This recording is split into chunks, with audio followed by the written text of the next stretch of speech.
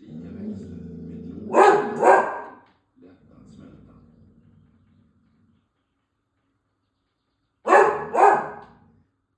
Jag såg fågel med. Oj, vad fint. Inte slöblått. I mitten av juli Ja, fast den räcker det. ser att bäcken jäktar geten när han springer efter henne så småningom i täta cirklar. Redo stannar hon upp så parningen kan ske. Nästa vår förhoppningsvis en ny kille dagens ljus. Bakom förresten. Nu räcker det fast.